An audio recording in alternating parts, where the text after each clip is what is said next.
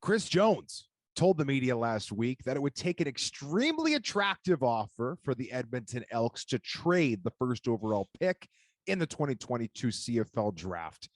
JC, do you see them trading the pick? And if not, who do you think they're going to select? I really don't see them trading it at all for the reason you mentioned earlier. It's not a strong draft class. It's not a deep draft class. So if you want to get that blue chip guy that you think can contribute right away and be a player for you down the line, you have to take him at the top of this draft. So you're not trading out of that number one spot unless someone's giving you a really attractive package with, multiple picks for next year. And I don't think that's going to be the case. I think right now, Tyrell Richards from the University of Syracuse is far and away the favorite in my mind to be taken first overall.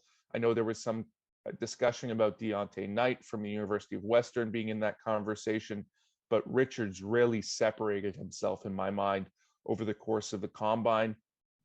Fantastic testing numbers for a 233-pounder, ran with the D-line, the linebackers, and the DBs. He can long snap apparently and punt, according to his high school coach. So you're getting a guy who can contribute every single place on the field, going to be a dynamic special teamer. And frankly, the one-on-ones in which he participated in, not only did he dominate them entirely, I don't think there was stretches where players didn't touch him.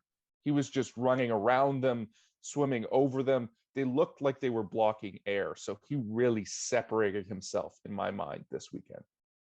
To me, the only way Edmonton trades the pick is if they get assurance from another team that they're not going to take Richards. If there's another player that one of the teams behind them covets and they want to come up and make sure that they get, then that's where a deal could be brokered. But other than that, it seems so clear that Richards might as well get a contract done right now with Edmonton because he is far and above the rest of this class in terms of the CFL draft. If we were talking about the top talent in the draft, there would definitely be an argument for Trey Ford.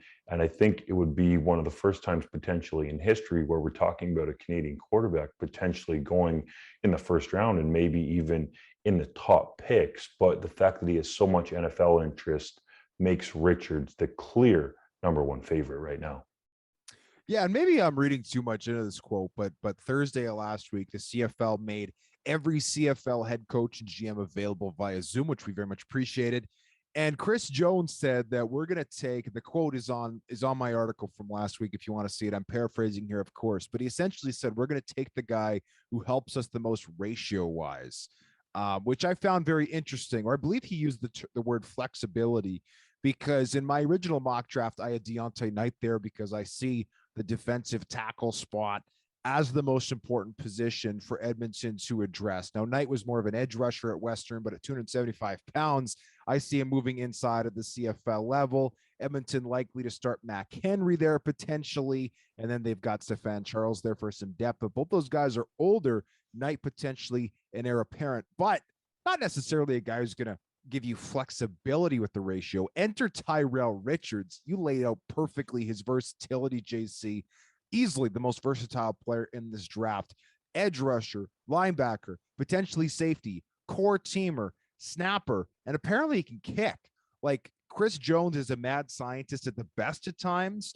And if you're Tyrell Richards, you're like the brand new toy in the laboratory that Chris Jones gets to mess with, play around with, and figure out all kinds of weird, interesting, and potentially unorthodox ways to use you on the football field. So I see Richards as the number one pick in this draft right now, barring a shocking development later down the line.